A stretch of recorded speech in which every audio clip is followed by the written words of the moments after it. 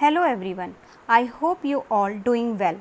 My name is Hema Sharma. I have 14 years experience in pharmaceutical industry. Today's session is on process validation guidance and current expectation of pharmaceutical quality system part 2. We have seen in part first about the 3-stage criteria of process validation and sampling plan in stage 2. Those have not seen the same, please refer part first of the previous post. What will be the next after process qualification? As per previous part, we had seen only overview of a product origin and process validation and continue monitoring. Each batch of our product is directly impacted on patient safety, thus monitoring of each batch required here. Let's see what will be the next when process validation of 3 consecutive batches completed. Continue process verification. When process of product formulation is continue for next batches after 3 consecutive batches, CPV. Establishing a monitoring program. Incorporation of feedback for CPV monitoring, CPV data review and reporting. Means CPV can be divided in 3 parts. Establish a monitoring program, incorporation of feedback for CPV monitoring, CPV data review and reporting.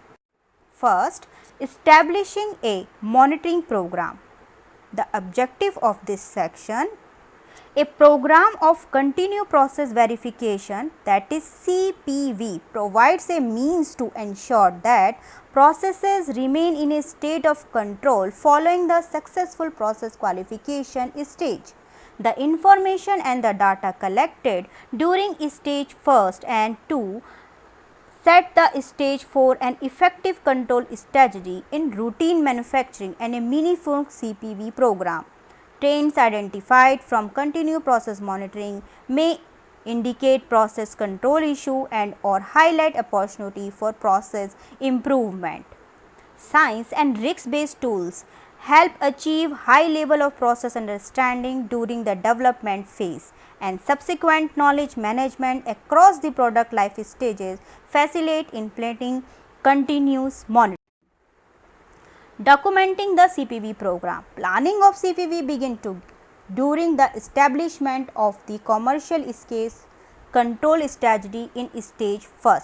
High level quality system policies and documents should outline how various departments interact and how information is compiled and reviewed in order to ensure maintenance of the validated state. Under such a policy document as well as process validation master plan, a product specific CPV plan should include the following elements. Number 1, roles and responsibilities of various functional groups. Number 2, sampling and testing strategy. Number 3, data analysis methods, that is statistical process control methods. Acceptance criteria where appropriate, strategy of handling out of train and out of specifications result, mechanism for determining what process changes and or trend require going back to stage 1 and stage 2, timing for re-evaluation of the CPV testing plan. An example of the development of a CPV monitoring strategy throughout the life cycle stage can be seen in below picture. Reference from Process Validation Guideline IPA February 2018. Ideally, the majority of the control strategy established prior to stage 2 when PPQ is conducted. While adopting the concept of continuous process verification, the legacy product, the same general approach should be taken to document and execute the CPV program. Since stage 3 is the part of the life cycle validation approach, continuous process verification should be governed by both an overarching quality system and validation practices and a process validation master plan. Let's see the picture. Stage 1, draft initial plan. Statistical method, data to be trained, establish confidence in process based upon small scale module, frequency of reporting. Stage 2, make adjustment to plan based upon PPQ learning. Revise commitment to batches under CPV prior to reassessing acceptance criteria. Update statistical strategy based upon knowledge confidence gained from PPPQ. Update frequency of data review based upon relevant statistical tools. Stage 3, formalize plan prior to start of post PPQ manufacturing. Then periodic review to assess stage of control.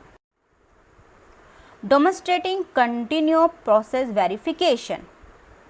How can we demonstrate?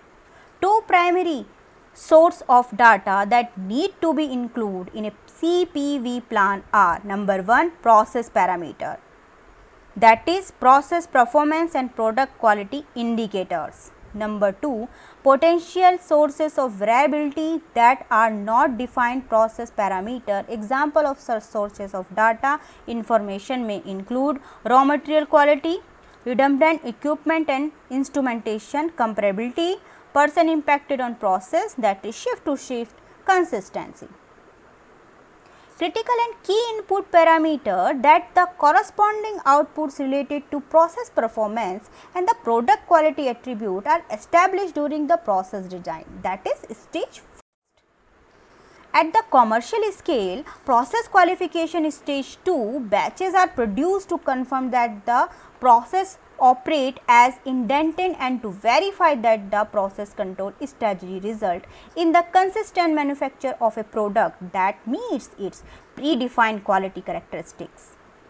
The process control strategy should then also be used as the starting point for identify the process data information to be included in a CPV plan.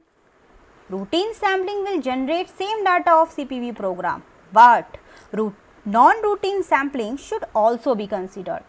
The sampling and testing plan moving forward from stage 2 into stage 3 should be considered to be a dynamic stage. It needs to be updated and reviewed periodically.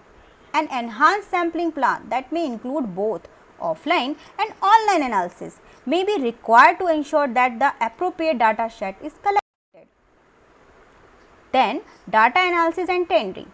The CPV plan should clearly state how the data collected will be analyzed. In some cases, it may be compared to predefined acceptance criteria, especially for those data that are tightly controlled. Example, a gradient elevation slope of a critical column chromatographic step. In other cases, example, unit operation yield. Data may statically assess to evaluate the process trend.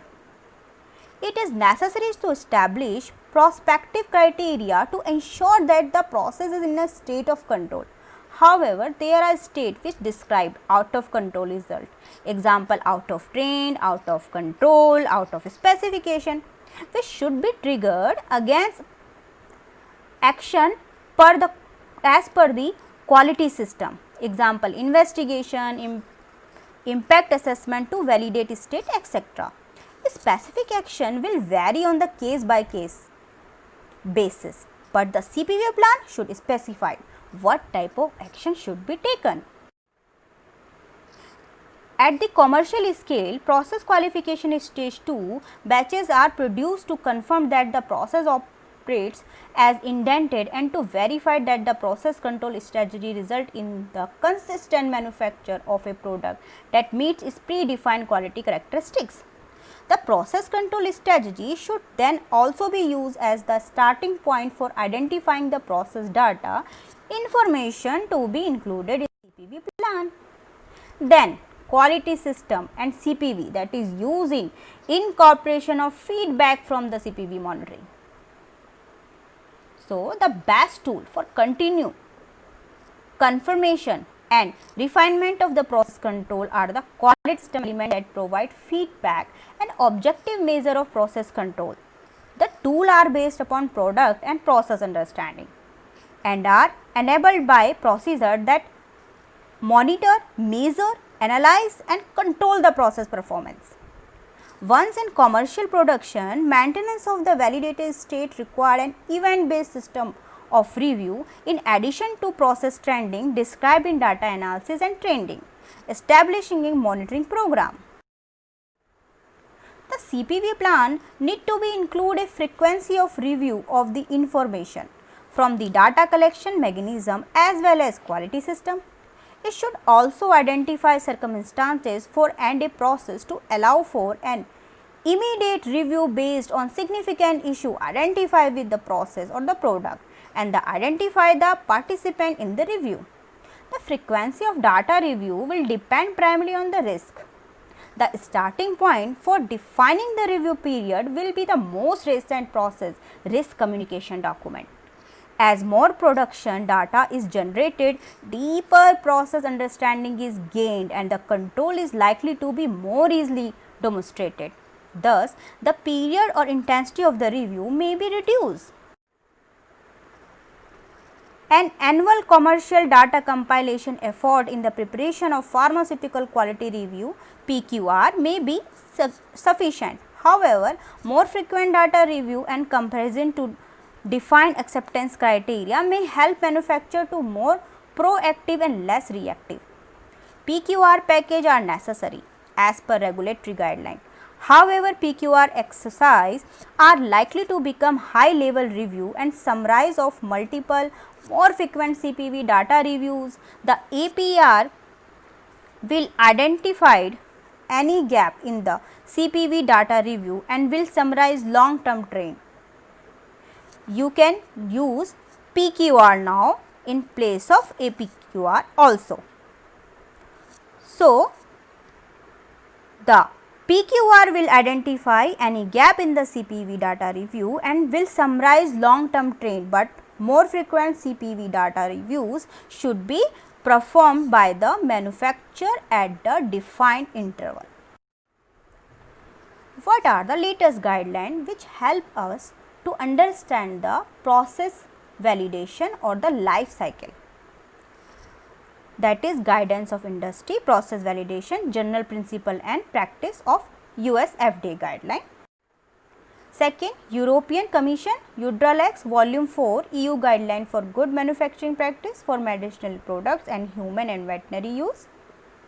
Annexure 15 Qualification and Validation also help us.